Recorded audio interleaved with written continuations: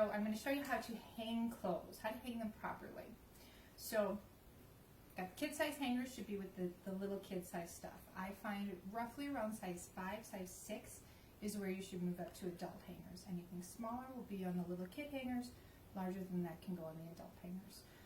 You don't want to put baby clothes on adult hangers because it'll stretch them out. They won't look as nice and they're not going to sell as well. So you'll hang them up like this. You want the hanger, as you're looking at the front of the item, the hanger is going to go to the left. You want to make sure you button all buttons, snap all snaps. So little baby rompers, we want to make sure they're snapped down at the bottom. That's going to make them look a little bit nicer, and of course if they look nicer, they're going to sell better and sell for more, and that's our kind of our goal, so that it looks like this. If they need to be ironed or if they're too wrinkled or something, sometimes just hanging them up in a closet overnight, maybe kind of spritz a little water on them, that will take the wrinkles out, or throwing them in a dryer for a couple minutes. For pants, if you can have the pant hangers that you get from places like Carter's and Old Navy, you're really lucky. Those things are awesome. Now if you don't have them, you can use a regular hanger. These ones with the little things in here, the little hooks, these are great for pants because they're going to keep them in place. So what you do is you line the pants up like this. The bigger pins work wonderful for this. The little tiny pins are going to kill your fingers. Try and avoid them if you can. It is worth the extra couple cents to get the big hangers than the smaller ones. And you just pin them right in these little loops. Now if you have the hangers that are just straight across here, that's fine too, but if you pin them on the angle part of the hanger, rather than down here, it's going to keep them on there. If you pin them down to the bottom, especially with the bigger pins, when you turn them like this, the whole thing is going to slide down. For bigger clothes, especially when they get heavier, they're going to slide down to the side and they're not going to sell because nobody's going to be able to see what they look like. They're just going to see this big mass down in the corner. So this is pants. You can see them nice and clearly. Now two-piece outfits, what we want to do is first hang the shirt up. Just like we would with like the little baby rompers. Again, the hanger hook is going to the left as you're looking at the front of the item. The back then, we take the back, we're going to hang it up similar to if they were just pants.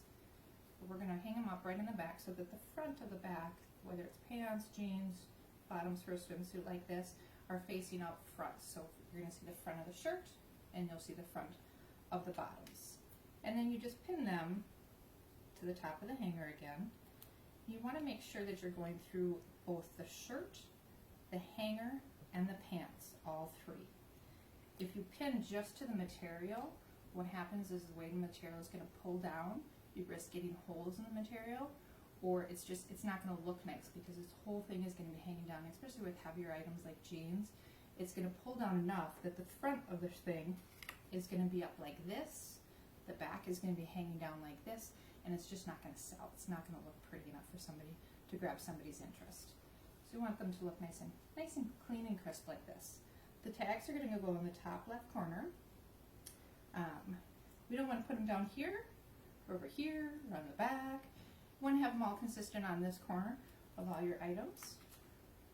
What we do when we're checking out, we're going to take this pile of clothes, we lay them down, and we're able to just quickly scan through, having them all in the same corner. If they're down here, it slows down our checkout for one. It's also hard for shoppers to look and see what the prices are. When they're looking them on the rack, they're like this and they're looking through. If the prices are all in the same place, they're going to see them all at once. If you put them on the back, they may see this item and think it's cute.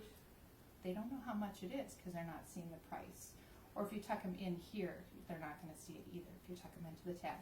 Now some people like to use tagging guns. I don't, but if you do like to use tagging gun, what you want to do is still make sure it's over on this side of the item.